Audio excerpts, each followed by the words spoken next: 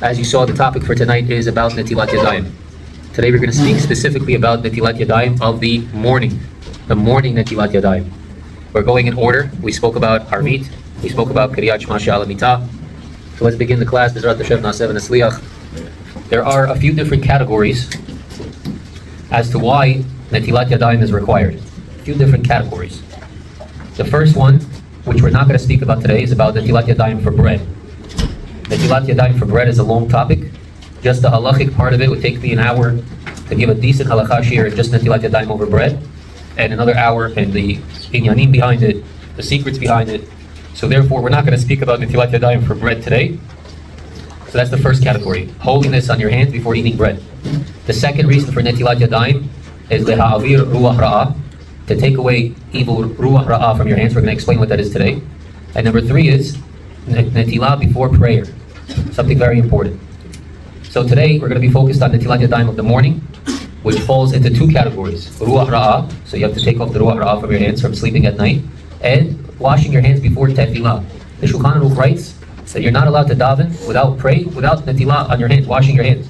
And a very interesting halakha that a lot of people don't know, that before praying, if a person doesn't have water, he has to travel in our day approximately 2.5 kilometers to get water before Tefillah. That's obviously if you came to shul early. If you came to shul late, then you could wash it on kol mine de minki. Anything that you could wipe your hands with, a cloth, a rock. Back then they used rocks, wipe it on some other material. But if you could get water, if you have time till Tefillah, you're required, according to the letter of the law, to travel approximately 2.5 kilometers to get water to wash your hands for Tefillah. Now, each one of these things, Ruach Raah, which is evil spirit that rests on a person's hands, and prayer, one has nothing to do with the other. The Beit Yosef and Siman Dalet in the Shulchan Aruch, he writes, if a person took in the morning a bucket of water, and he didn't have a kli, he just put his hands inside the bucket 3 times, his hands are kosher for Tefillah, but he still did not take away the Ruach Raah. He still has evil spirit on his hands. So one has nothing to do with the other. Pay very close attention.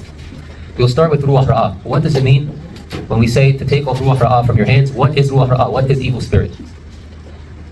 The first place in the Torah that it says the word Ruach Raah, these two words adjacent to each other, Ruach Raah, is where? Anybody know? By Shaul HaMelech. It says, V'ruach Raah me'et Hashem bi'atato. An evil spirit from Hashem terrified Shaul. What happened? It says about Nebuah, the Rambam says, what is the number one attribute that a person has to have to become a Navi? The Rambam brings down Anava. What's Anava? It means humility. Shaul HaMelech is described in Tanakh as Nehba el HaKelim. He would hide in the vessels, even though he was the best in the room, even though it says Mishichlo v'mala gavoa mikol ish. He was very tall, meaning he was very wise compared to other people in the room. He was very wise, but he was always humble. And he actually attained a very high level of prophecy. However, due to certain mistakes that he made, that prophecy that Nebuah left him, and the emptiness that he had after the Nebuah left him, caused him to have Ruach Raah. The Ruach Raah came and possessed him inside. So as you can see, what happened to Shaul? Shaul literally went, in a way, he went out of his mind in a way. He tried to kill David HaMelech. He tried to throw a spear at David HaMelech. He was a very holy person, but he went the opposite direction.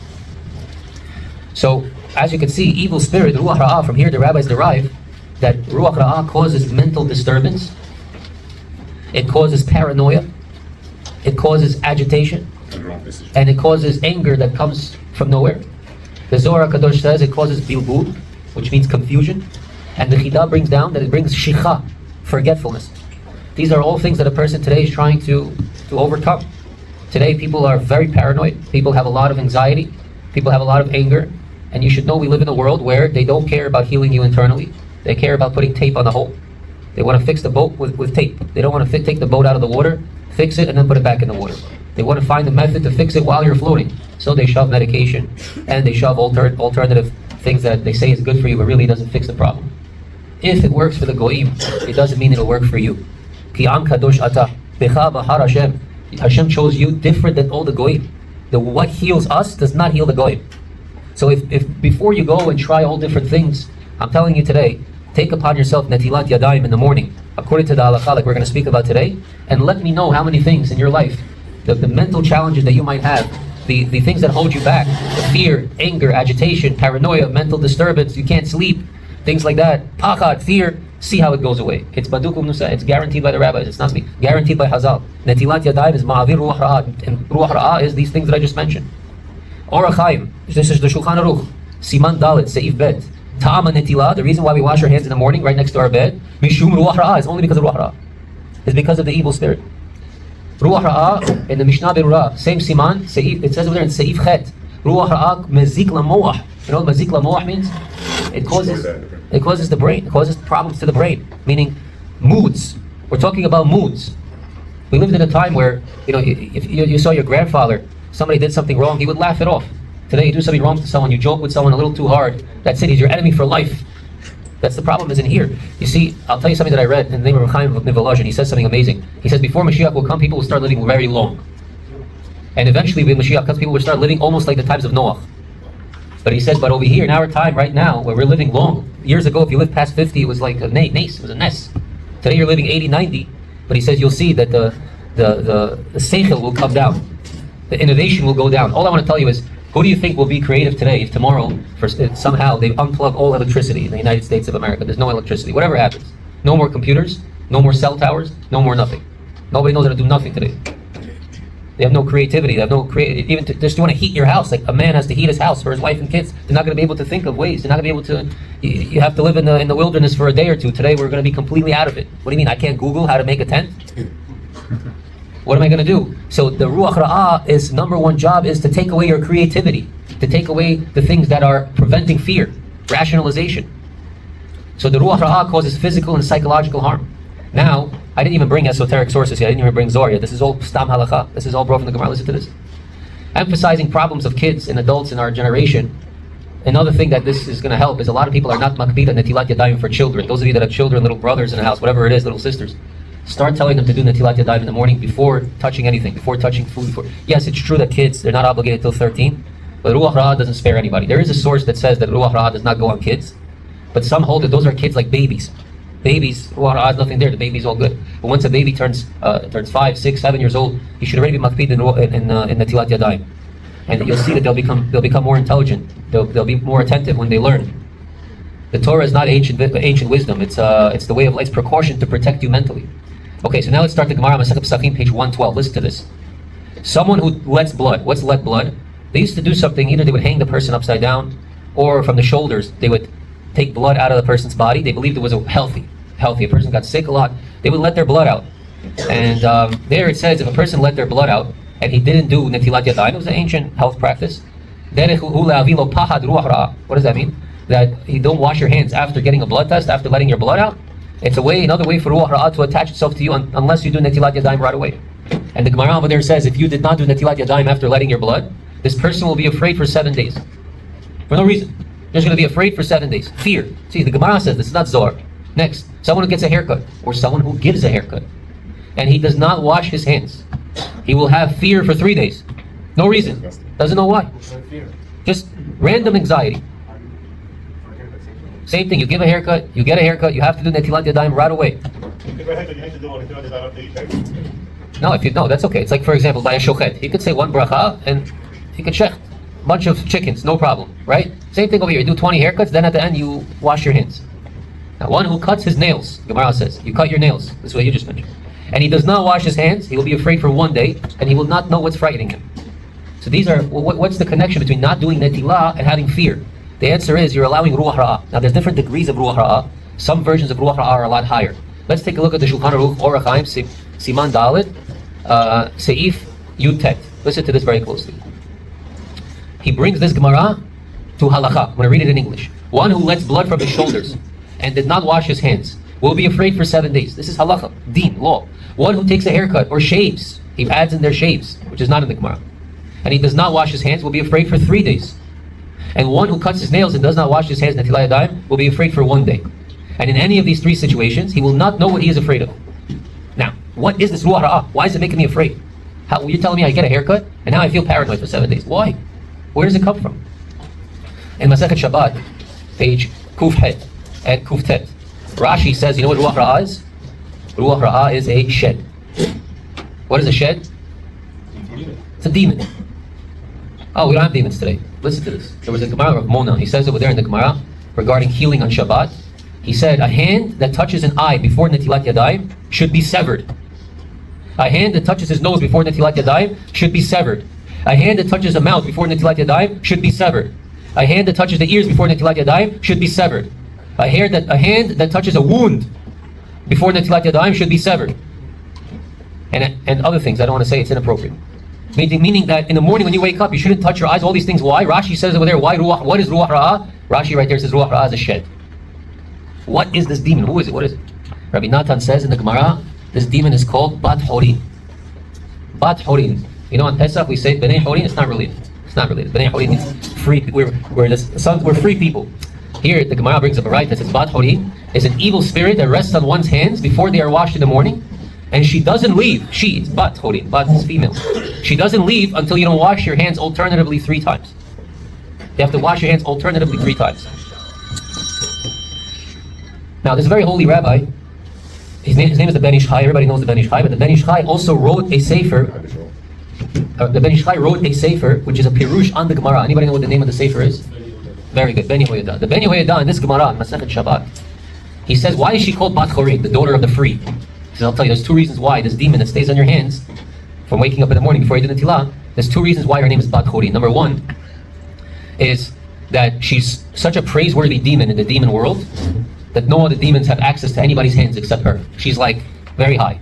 And in other Sfarim, this demon is not called Bat Chorin, she's called Bat Melech, the daughter of the king. Why? In the demon world, she's a very high status, free demon that has the right to chill on everybody's hands after they wake up in the morning. Very high level demon. The second reason is she says that the Ben Ish Chai says is no, it doesn't mean Bat Chorin means no. Chorin means crevices, like a chor. Like what it says on Pesach, you have to clean out chorin utzdakin. You have to clean out cracks in the house from chametz. Where are the cracks in your body? Between your fingers, you have spaces, and between your nails and your finger, you have spaces. That's why anytime you cut hair, you're creating more crevices. You're cutting your fingernails, you're creating more crevices. So it allows this demon to somehow go and stay there. So she could hang out in those crevice areas. That's why she's called Bat Chorin. So now why is it called? Why do you have to wash your hands 3 times to get this Ruach Raah off? In a very holy book, we're not supposed to read this book, but the Ben Ish Chai brings it, so I'm going to read to you what he says. Etz Chaim, it says Shar Klipat Noga, which last week we said, what is Klipat Noga? It allows the evil spirits at night to see us, to find us. It's like the illuminating bulb. Listen to this. The Ikara Klipot Hem Shlosha. The main part of the klipot that's on your hands, it's divided into 3 places that they get koach from. First one is called Ruach Sa'ara. Second one is called Anan Gadol. So Ruach Sa'ara means strong wind. Second one is Anan Gadol, which means a big cloud. And the third one is called Ve'esh Mitlakahat. This is brought in Parashat Vayira when the Barat came down, or Parashat Bo when the Barat came down, the hail came down. This is how the hail was described. So these are 3 spiritual powers that give strength to the evil force that gets to rest on your hand. So he says here, when you wash your hands 3 times, each one takes off one of these koach haklipot from your hands. So the first time you wash on each hand, it takes off Ruach Sa'ara. The second time you wash on each hand, it takes off Anan Gadol. The third time you wash on hands, it takes off Esh Mitlakahat. Now if you want to look up Bat Chorin, go to Masechet Pesachim, page 112. Have fun, you'll find a lot of sources there. Now, I want to show you how to properly wash your hands in the morning. Can I have a cup, a paper cup? I want to use it as a presentation.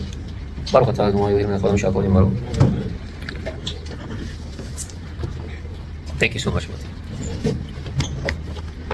I'm going to show you how my rabbi showed me. I'm going to show you how it's brought down in Kimat every sefer that speaks about Netilat Yadayim. That's a mainstream halachic work. I'm going to show you how to do it. In the end, there's going to be 2 variations based off the Chida and the Gaon of Vilna. But besides them, everything is the same. Listen very closely. I hope you too can see this. So you have the cup filling up in the sink. Take a look closely what I'm saying. The cup is filling up in the sink. Now, there's a concept where you cannot allow the left side of a person's body, to dominate the right side of your body. You should not. And in this case, even if you're a lefty. Other things, if you're a lefty, they change, like tefillin, because it says yadecha. How does it say yadecha in the Torah? Yud Dalet Kaf Hey. So yadecha is yad keha, your weak hand. That's the only reason why for tefillin we switch left to right if you're a lefty. But for everything else, it stays the same. What happens is, the water is filled up. You take it with your right hand, you pass it to your left hand. And then from the left hand, you pour it onto your right hand. When you pass it from your right hand to your left hand, it's as if you're telling your left side, here, work for me. I'm dominant over you. What you don't want to do, and I want to emphasize this, is pick it up straight from the sink with your left hand and pour it on your right. Because then you're making it look like the left side is dominating over the right. You don't want to do that. You want to pick it up to your right hand and say, here, clean me. And it's like the left hand now is in servitude to the right side. This is very important because the right side of a person represents hasadim. Water also represents hasadim. And you want to make sure that it's hasadim on top of hasadim, which means bracha. Bracha. The left side is dinim. And we don't want to have dinim being sholet. We don't want to have dinim, judgment, ruling over hasadim. That's the last thing you want. Every mitzvah we do, it has to be the right hand. When you get married one day and you're going to be under the chuppah, when you come out of your chuppah after you just get married, you want to do it with your right foot first. And ladies, there's even a minhag that if the rabbi that's Mesader Kiddushin knows how to stand you the right way, that for chasadim, and men don't say anything about this, that he taps lightly with his heel, as long as it's not a chupat nida, he taps lightly with his heel or his foot on your left foot. It starts the marriage off on the right side. Just tap, doesn't have to stomp his foot on. Just slightly taps it, it's a sigla for a good marriage. Now, the way I just explained it, there's a slight variation in the end according to the Gaon of Vilna and according to the Chida. So let me explain. I want to put the microphone down for a second. When you are washing your hands, so you picked it up with your right, you pass it to your left. When you pour it on this hand, this Bat Chorin jumps from this hand to here. You pour it on here, she jumps back to this hand. You pour it here, she jumps back to this hand. And like this, back and forth 3 times, so 6 consecutive times altogether, until eventually she dissipates so small that she washes away with the water. The problem is that there's a concept where, Raymond explained this to me very well, of reshimo. What is reshimo? Is if I have oil inside the cup, and the cup is full of oil, I spill the oil out, there's still going to be what inside? Some residue. So even after Bat Chorin left your hands, according to the Gaon of Vilna and according to the Chida, the residue of Bat Chorin, of this evil spirit, still is staying on your hand, the residue. So the Gaon of Vilna says to add a fourth time to wash your hands. This is very good in the morning. Why? Because if you wash your hands 3 times and you still have residue, you should wipe it with a towel and then go back to the sink and wash your face. But if you did not wipe your hands with a towel, you do it 3 times each, right? So 6 altogether. And then if you add a 4th time, you don't have to wipe your hands with a towel. You could already wash your face straight because your hands took off the residue of Bat Chorin. I'm going to pause here for a sec. Any questions? We're going to get that to there. Yes. Why not 3 times? Because there's 3 klipot called Ruach Sa'ara, Anan Gadol, Ve'esh Mitlakaha. So those are the 3 things that are plugged into Bat Chorin that gives her power. And each one of those is weakening her. Each set, correct. Yes? If somebody else cutting my nails, do I need to do like medical or... Yes, you should do Netilat Yadayim. Me? Yes. Correct. Now, there's a bracha only in the morning, 1 time, Netilah, and that's it. Correct. You're misinterpreting it 1 bit. If you slept during Chatzot, meaning if you woke up before Chatzot, or if you went to sleep after Chatzot, the Ruach Raah is very minimal. Very minimal, yes. Okay, let's continue. One more question. If someone happens to go make does that count as a Netilat or not? It's a good question. I don't know the answer for that. It seems here, according to what we read, you need that 3 times. It seems like it. But I don't know. Mikvah seems like a powerful bomb also, so I don't know. It's a good question. If I don't know, I don't know. Okay. There's a sefer called Pachad Yitzchak. The Pachad Yitzchak, brought in the name of Rabbi Yitzchak Raphael Chizkiyahu ben Shmuel, page 415 in Chelik Aleph. He brings the definition of who is Bat Chorin. He says, he makpida. She's very, whoever has a bag, please stop moving it. She's very makpid. She will not come off unless you wash your hands 3 times. Rabbi Natan says, Zo Bat Chorin, היא הרוח השורה על הידיים לפני נטילה ומפקדת בנטילתו לנוטלו יפה עד שישפוך מים יפה 3 פעמים על ידיו ויעיין בספר הארוך Bat Chorin on Shabbat, Perek Yudal Daf Kuftet. He brings over there exactly that she's daf will come off your hands only after 3 times each hand. 1, 2, 3, 4, 5, 6. Gaon says 7, 8. So let's go to the Vilna Gaon for a second. Brought in Sefer Maaseh Rav, number 25. Netilat Yadayim. What's the whole purpose of Netilat Yadayim in the morning? According to him, because it's a mahloket. Some say Netilat Yadayim in the morning for something else. The Rashba says washing your hands in the morning is only for 1 reason. You're a new creation in the morning. You're brand new. You literally, he holds, the Rashba holds, when you go up at night to the Beit Din Shalmala, there's no way you're winning that case. No way. Hashem judges you for the time you use in this world for yourself versus the time you used in the world for Him, and you lose that every single time. I'll lose that every single time. We are ourselves. God is going to ask us, how dare you swipe through shorts? You're putting your time in the garbage. You're killing. We're dying. As time goes on, we're dying. So what are you going to answer to Hashem? Hashem, I needed a break. Yeah, that's not a workout. So every morning you wake up is a miracle. The Rashba says you wash your hands because you were a dead man upstairs and now you're alive again. You're a Bria Chadasha. Let's continue now. Maaseh Rav says, Netilat Yadayim la'asrat Ruach Raah. Let's translate. Washing once does not remove Ruach Raah. Even washing 3 times only removes the lighter form of Ruach Raah. But for strong Ruach Raah, you have to wash 4 times. What is considered heavy Ruach Raah? Listen very closely, because I watch people, they mess this up all the time. They go to a cemetery, that's called heavy Ruach Raah. They don't wash their hands after a cemetery, it can cause destruction to your moach, destruction. Number 2, an actual funeral or a levaya. That after you came out of the same room that had a dead body, you have to wash your hands. It's called heavy Ruach Raah, heavier than the morning Ruach Raah. Number 3, bloodletting. You let blood out of your body, you got a blood test, or they took a lot of blood transfusion, dialysis. You got to do Netilat Yadayim after. And number 4, hair and nails. You cut your hair, you cut your nails, based on the Zohar, Maaseh Rav, which is the Talmud of the Gaon of Vilna. He says over there, you have to do Netilah 4 times on each hand, not 3. So 3 is light, 4 is heavy. Why is waking up in the morning light Ruach Raah and doing these 4 things that I said considered heavy Ruach Raah? I'll answer the question after I have some questions here. Yes? If you drive by the Jackie Robinson second time. No. In the cemetery. Randy, what if you get injured? Injured in what? You get hurt, you get injured, and then you start off to bleed. But bloodletting was really a health thing. It was something that done like in a health clinic. I don't know if an injury would really fall into that. I don't think so. But I'm betting you're going to a hospital, you're going to go to the bathroom. So have the Netilah in mind from the bathroom to that, in case that too. What would be the difference? Okay, I'll explain to you. It's very good what you're asking. The Gemara on Masechet Shabbat brings down that they had a custom of bloodletting based off mazalot. They held that a person, health-wise, had to get a scheduled internal cleanup of his blood. So there were different ways how they do it. They'd hang a person upside down and they poke a hole over here. There's a vein on your forehead. Everybody has a vein on their forehead. They would poke the hole and blood would squirt out till they got enough, and the person will be extremely weak. And after that, it was very important for him to eat meat, for him to eat fish, for him to eat certain good foods to rejuvenate himself. It was a dangerous thing. So because you came close to death, they say you need Netilat Yadayim. So therefore, the injury depends what kind of injury. If it's a small cut, no. If it's a serious injury, yes. So my question is, why is it in the morning I only need 3 times, according to Deen, but not 4 times? Here it seems like the Gaon of Vilna is saying the morning does not need 4 times. Listen to this. There was a story that happened.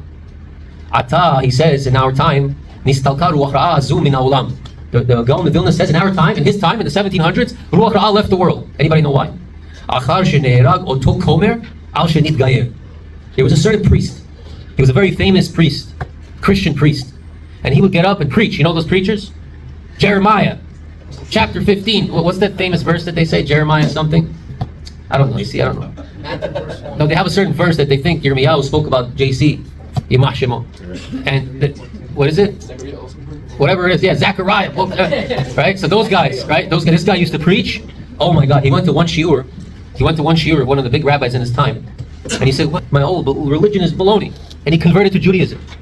And they said to him, if you don't convert back to Christianity and come back to work in the church, we will beat you, we will strike you, we will burn you, we will kill your family in front of you. He said, I don't care. I'm Jewish. I converted. And they burned him. They did everything bad to him that you could imagine. And the Gaon of Vilna says that Achar sheneherag oto komer al shenitgayer nistalka ruach raah zu min ha'olam. The Kiddush Hashem that he made took away 1 level of ruach raah. That's why originally, yes, Netilat Yadayim required 4. But this komer, this priest dying, took Ruach Raah away a little bit. This Bat Chorin doesn't have that much power. Can you imagine this? Now I have a question. How is this possible? So last year, when did the last Pope die? When was the last year, right? Last year that Pope died. So as if a Pope dies, Ruach Raah comes down in the world. Is that true? Zohar, Chelik Gimel, Daf Kuf, Chaf, Dalet, Amud Bet. It says, Kohen Shel Avodah Zarah, an idolatrous priest dies. The tum'ah that he brought to the world, even if he influenced a lot of people, dies too. Now a new one has to come up. It's either a new tum'ah or a weaker tum'ah. Now, so can we suggest that what happened in the Gaon of Vilna's day, that priest died and the Ruach Raah went down, was that only in his generation or in our generation too? So if tomorrow every priest and every reverend and every pope dies, the Ruach Raah is gone from the world?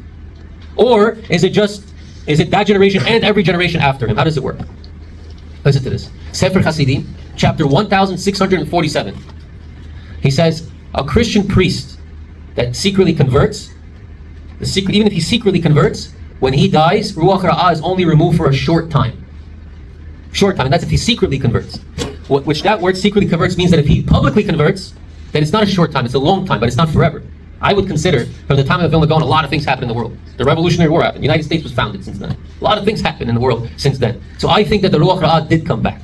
I mean, look at today what happened in the news. You had this thing in Chicago, right? You saw what happened? Guy comes and lights a lady up on fire, 26-year-old lady. That guy was arrested 72 times and served only like a year and a half in jail out of all those 72 times if you add the time together. That's not Ruach Raah alive in our world. They're letting criminals out on the street, being very lenient with criminals. And he did some pretty serious felonies before. And there you go, he let a 26-year-old lady burned alive. So that's evil dominating in the world. Evil made it to our court systems. So is Ruach Raah back? And if Ruach Raah is back, then you have to wash your hands 4 times. And yes, the Chida reconfirms what the Vilna Gaon says, and he says for the morning, you should wash your hands 4 times each. Now, today water is free. Water is free. Zohar Parashat Vayeshev, page Kuf Pei Dalet Amud Bet. Listen to this. Anyone who sleeps in his bed at night, a spirit of impurity rests upon him. I'm going to read in English. When he rises in the morning, it clings specifically to his hands. And this impurity does not leave him until he washes his hands 3 times specifically. This impure spirit blocks the upper and lower worlds from connecting and confuses a person's mind. Comes Rabbi Yosef and Yabia Omer, Chelik Hey, Orachaim Siman Aleph. He says, this is Rabbi Yosef's main tshuva on Netilat Yadayim. By the way, I'm waking up Netila. Lo asru leilech dalet amot kodem netila, ela mishum ruach ra'ah. He says that, first of all, this is brought in Kabbalah. The Beit Yosef did not bring this to halacha inside the Shulchan Aruch. The Beit Yosef did not bring this law into Shulchan Aruch, and I'll tell you in a minute why. The Zohar says you cannot walk 4 amot. 4 amot is 190 centimeters. You can't walk, according to Rav Chaim Nai. I have to quote say that because then the Ashkenazi, okay, whatever. But 190 something centimeters is 4 amot. You cannot walk 4 amot unless you did netilah. And if you do, it says very bad things. Now, why did the Beit Yosef not write that why did he not codify that in the Shulchan Aruch? Because there's a law that if people are not going to take something seriously, don't write it. You rather, exactly. You'd rather be a shogeg than a mezid. What does that mean? I'd rather do something by accident or not know that I'm doing something wrong than do it on purpose. Meaning, if I wake up in the morning and I know on purpose, I'm not washing my hands next to my bed. You know, I know a person that told me, he says, when I first got married, to put that bucket next to my bed, I didn't think about it. I was really embarrassed. What are you embarrassed about? I don't know. So that bucket next to your bed is actually a life-saving thing. We'll see soon. Now, look at what Rabbi Ovadia finishes. In our time, the Ruach Raah, this Bat Chorin is very weak. So we're not so careful not to walk 4 amot unless we wash their hands. But if you read on in what he writes, and if you look in the Yalkut Yosef, he says there's a difference between mutar, meaning it's allowed, you're not breaking any Torah law, than not advised. He says it's not advised still. Also, he says there's another reason. Today we wash our hands where? In the bathroom. It's a huge problem. This is a serious leniency to wash your hands in the bathroom. Why? Because there's a specific thing. I took a picture of it before I came here. Listen to this. Midrash Ne'elam, Parashat Toldot. He says here, Kad nafik minei psolet rucha bisha idabak be'ume'arev be'sitra ahra.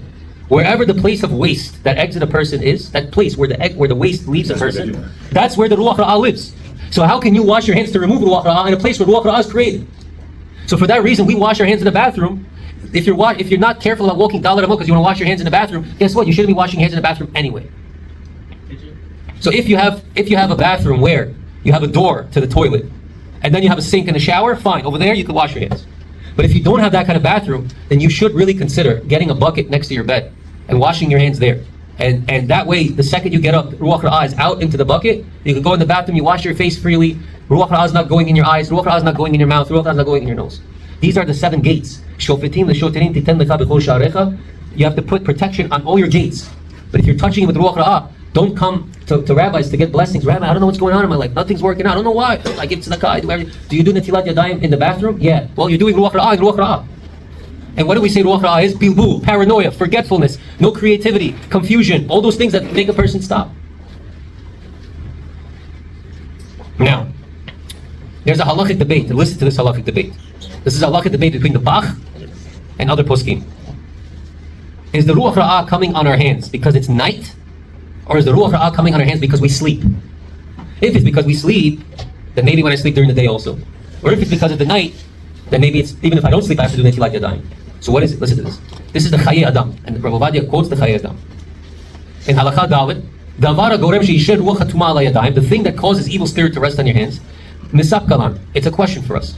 Imach matashina, is it because you sleep the evil spirit comes in your hands? Ve'im ken hu adina yashen bayom chayav netilat yadayim. So if you sleep in the day, you need to do netilat yadayim. Or shema halayla levad gorem, or maybe just the night alone causes evil spirit to go on the hands. Ki balayla zmanam shlitat hamazikin, like we spoke last week. The nighttime is when the evil spirits come out. Ve'im ken afilu an ne'or balayla. Therefore, even if a person stayed up all night, tzarich litol gimel pamim, you should still wash your hands 3 times. Right? Or shema dafka shnei gormim, or maybe both, night and sleep. So v'lachen nesafek. Therefore, since it's a question, ben sheniur kol halayla, whether you're up all night, or yashen bayom, or you're sleeping in the day. Even if you're sleeping in the day, you told gimel pa'amim below bracha. Wash your hands 3 times. Just don't say a bracha in the daytime. So it's very important for you to understand that you're protecting yourself by being careful with this. Now, there's other things too. Here are the things that you need to do netilah for. Number 1, yotze beit hakiseh. You came out of the bathroom. Yotze beit hakiseh. Now back then, beit hakiseh was not the same beit hakiseh today. If people that lived 100 years ago came to our bathrooms and saw what we have, and some of these bathrooms sometimes you go to these advanced bathrooms, right? And you're like, whoa, it's technology today. You know? So those bathrooms are not the same. But back then, Hayotzi Beitak, he said, you need to wash. Beit HaMircha, it's a bathhouse. So all you guys that hang out Thursday night at the banya, do Netilat Yadayim after. Why? Because the sweat from those people that goes in the air, it's Ruach Raah. You're walking into a Ruach Raah. Keep going. Okay. It's interesting. The other time somebody came here, he's like, I go to the sauna on Thursdays and I stretch. That's why I don't go. I don't go to places like that. You guys want to see how the guys stretch? So, next, Hanotel Tzipornav. Somebody clips his nails. Choletz min alav. You take off your shoes with your hands. Even if they're completely clean shoes. Some of these people have to keep their Jordans. Right? You go into the car, they take the toothbrush out. Right? You do that? Right? People have nekiim legamri. You touch shoes. And Siman Kuf Chavchet. That's what he writes.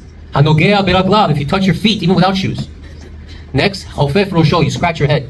So you scratch your head. Use your kippah. Use something in between. Now, some say not today. Today, any form of midah deminki, like I said, you could on a table like this after you scratch your good, or on your clothing. They say not to do on clothing because it brings a person to forget. Okay, but if you scratch your head back then, people didn't take a shower Friday to Friday, and that was only if you were like privileged. You took a shower Friday to Friday. And how did they do Friday to Friday? How did they take a shower? You want to know what I read? So they would take a big bucket of water that's hot, and they would wash their hands in it. They would wash their face in it. Then they would stick their feet in it, and then they would take that whole thing and spill it over their body. That's how people washed themselves back then. So, okay, today you're lucky, but back then you didn't wash your head all week. So yeah, if you scratch your head, you need to do Netilat Yadayim. Here's another one. Hayotze mi Beit HaKvarot. I don't care if you went to see a tzaddik. I don't care if you went to see Eliyahu Navi in the Beit HaKvarot, like I read it. But if you left the cemetery, you must do Netilah as fast as possible. Next, Mishin Naga Bemet.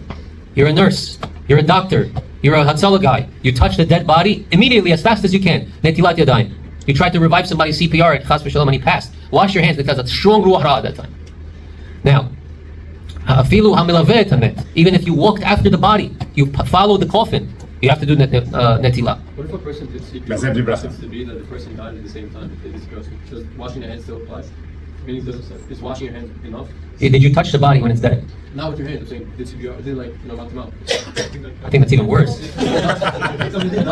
So if he didn't die, he's not dead. But you're gonna have to do netilah after that also. I promise you. Those people that reach that level, no, I'm saying not chas v'shalom. They urinate not themselves. Also, if a person scratched his body, also anywhere in the body where it's under the places that are normally revealed, there's sweat over there. It's ruach ra'ah. You kill the bug, you kill the lice. Wash your hands. Hamishamesh mitato. Those of you that are married, you got to wash your hands after. You gave mekiz dam, a blood test, and even if you shaved, you should wash your hands after. These things are preventing a person if he doesn't do netilah. How many times people are coming to me, they're saying, Rabbi, I go to shiurim and it just doesn't do anything for me. It doesn't stick to me. You have this bat melech, you have this bat chorin covering your eyes, brought down to the Beit Yosef. The Beit Yosef, for him to bring Kabbalah into halacha, you have to understand, it's like a person who's a gymnast is expecting you to do a split right now. Do a split. You go to physical therapy, you got hurt in the car accident, you had a little whiplash, do a split.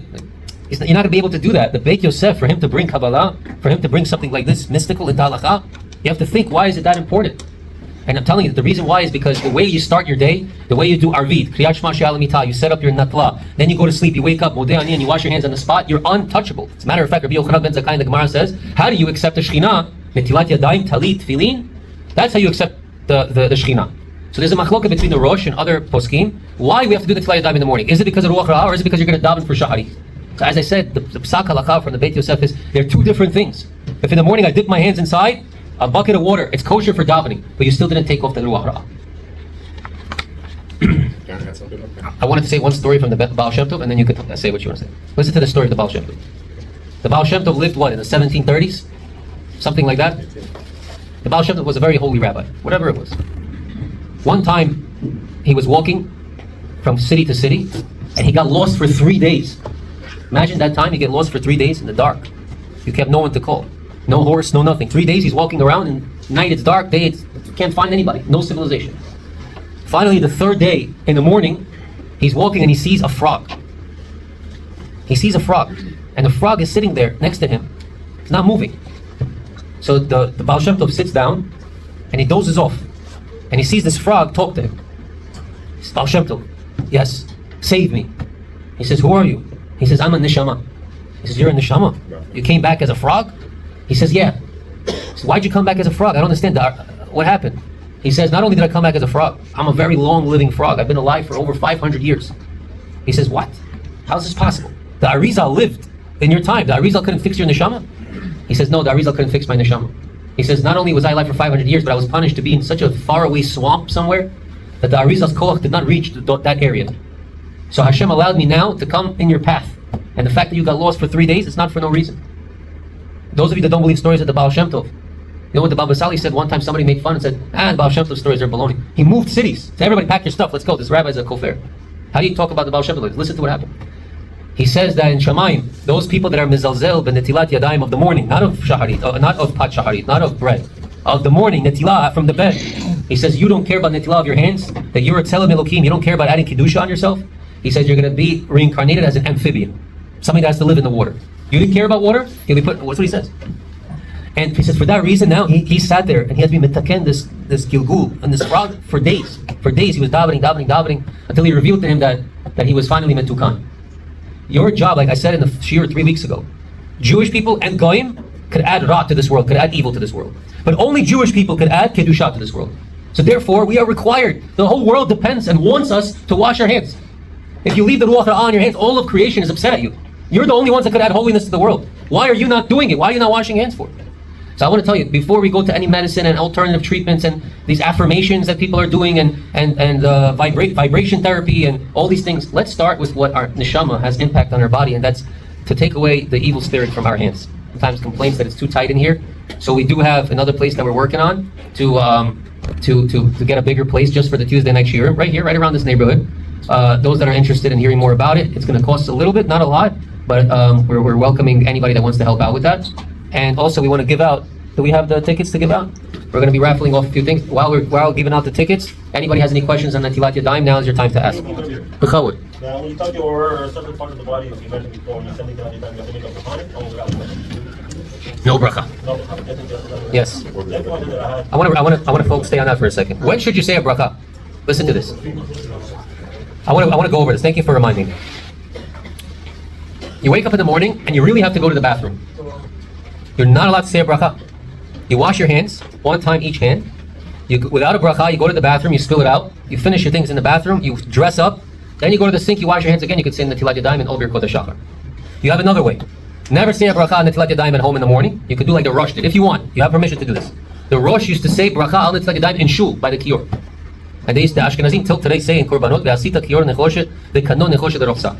There's a big secret about copper thing. I'm going to explain something very amazing to you. Some people are makbid to have a copper vessel for Netilat Yadayim. Nechoshet is how you say copper in Hebrew. The zuhama, the dirt, is represented in the snake. Nechoshet is mahalish, the snake. Others say this minhag is shtuyot, to have a copper cup. People say you should have a silver cup. Let me explain where the copper cup came from. If you go to the store, you see copper cups for sale. Why is it like that? It's not advised to buy a copper cup because they break easily, they have holes easily. They eat itself, it turns green, it's ugly. But listen to this. Shlomo HaMelech made himself a mikveh. They actually called it Yam Shel Shlomo. And it was a mikveh that was made out of copper, and the copper, he bolted it down to the ground, and it never becomes tameh. This whole thing never becomes tameh. So from here, they said that you're not allowed to put anything under your bed. If you put something under your bed, it becomes tameh. Except if you use a copper wash cup. It's not true. It's not true. Copper wash cup, not copper wash cup. You want to make sure the wash cup is next to your bed, not under your bed, and it's even preferable not to put the thing inside the bucket that always has the water go in. You want to keep it outside that bucket that the water goes in, and you even want to cover the cup that has the water in it. Now another thing is, and I once saw this in somebody's house, I almost lost my mind. They had a baby bottle, they were warming up on Shabbat, they put hot water inside the Netilah cup, and they put the baby bottle inside there. You're putting Ruach Raah on your baby. Oh, you're going to say it's not Ruach Raah because you're pouring from it. It's not true. It's used to remove Ruach Raah. It's related to Ruach Raah. You don't put food with Ruach Raah finished.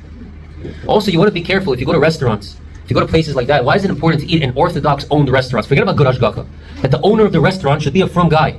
Why? Because you know why? Imagine you're eating right now food, somebody that woke up in the morning, didn't wash his hands, carrying Ruach Raah, he's touching your wet food, he's touching your stuff, and then you're putting it in your mouth saying, oh, Rabbi, I have brain fog, I can't focus. This is why. Shashlik. I actually have to say that word, nothing to do with that, but yeah. Next question. Yeah, that's what I'm Okay, Goyim don't have Ruach Raah. No? No, they don't. They have other problems, but they don't Ruach Raah. Right? So it's very interesting. Yeah, what was your next question? Next question is, you were talking about the bed, like you said, the bathroom. But bathroom in the old days, they used to dig a... Oh, yeah, exactly. So I mentioned that, yeah. All the Ruach Raah, they get thrown down to the shore. Right, so it's still a place where it exits your body. Can you do Netilat Yadayim in the bathroom and step out and make a... Close the, if you only shot the dachak, or Ovadia writes shot the dachak, and you want to cover the toilet, some people even put another cover on top of the toilet. Right. If you go to a hotel, there's a sink in the bathroom. You wash your hands in the sink. Obviously, close the toilet. You cover it with a towel or something. You wash your hands in the sink, and then you come out. Dry your hands outside. Okay? Dry your hands outside. Yes. Do it before you eat. Do it before you leave. When you're done with everybody, and the hospital in general, before you leave, you should do netilat. Yes. What if you slept after midnight? You started to go to sleep after midnight. So really, it's very little Ruach Raah. According to some opinions, you only have to do one time after. You don't need to do three. But the main Ruach Raah does not go on your hands after midnight. See, you should still wash your hands like you would regularly. If you're Ashkenazi, why am I saying that? Because by Ashkenazim, they hold that washing your hands is a completely different reason why. We're afraid that when you're asleep, you scratch your body, you scratch your places on areas where it's normally covered, and for that reason, your hands are impure to daven, to do Kabbalat Ol Malchut Shamayim. So for that reason, no matter how long you slept, even after Hatzot, you should wash your hands 3 times anyway. That applies even during the day, as we read. Yes. Louder. 2 questions. The first one, if you're at a pool and then you're supposed to go to the pool party and you go to pizza, you have to wash your hands after the pizza and you're uncomfortable. I'm lost. You have to wash your hands for bread. Swimming is also considered washing hands, right? No, Beit HaMirchatz. Beit HaMirchatz means like a bathhouse. Not swimming, bathhouse. Bathhouse because there's zayah, there's sweat. They used to steam the place up. It used to be hot like a banya. There, the sweat, it's a makom tinofit. It's like Greek sweat. What about the gym? Yeah, if the gym has a lot of zayah over there, yeah. It's the hot room. Yeah, correct. She's asking you after the pool. Why do you need to do until after the pool? Okay, I need to see the source for that. The washing cup used for different purpose, or only for the washing hands? What will be the different purpose? I mean, can I make it, or something, yeah, exactly. The washed cup to water flowers, maybe that's okay. But if it's going to be watering plants that have food, I wouldn't recommend it. Anything to do with food, I wouldn't recommend it. Regular flowers for beauty, I guess it's not a problem. Yeah, but not the basin that the Ruach Raah goes into. That you don't want to use that for anything else but that. The hospital, I saw it, in the hospital where the nurse used a cup for something else. Yeah, it's a very interesting thing. It's brought down if I could use a regular plastic cup for Netilat Yadayim. Since it was used already for something that's connected to a mitzvah, after you use it for Netilat Yadayim, you should rinse it and leave it aside for a day or 2, and then throw it out. You shouldn't use it for a mitzvah and then throw it out right away. It's like you're showing you don't like the mitzvah. Like the menorah for Chanukah. The second shkia of the 8th day, you're going to take the menorah away? No, you're going to leave it a day or 2 more to show chibub mitzvah, love for the mitzvah. It's the same thing here. You're going to use a temporary cup. You want to leave it aside. So in the hospitals, those are temporary cups. You're right. I saw them also used for ice. They have the cup that they use for netilah, then they have the cup they use for ice. You should be careful with that. You shouldn't do it. You shouldn't do it. Chawad. If you catch a dog or a cat, Absolutely. Dogs and cats. Okay, I'm not going to say it. I'm going to take one more question. Chawad. I heard the cup must be broken, like damaged. The receiving vessel should be damaged, not the cup. The receiving vessel should be damaged. Matter of fact, the cup should not be broken at all. Maleh goes into shabur. Okay, we're going to do the raffle now. Yes. We're going to stop here. We're going to do the raffle. Everybody got a ticket? Who did not get a ticket here? Okay, ladies in the back. Oh. Yes, Zohar. The cup on top. It should be covered, yeah. No level. No, it doesn't matter. It should be enough water to wash your hands 3 times. It should be covered, yes. Yes, in the back. I can't hear the question.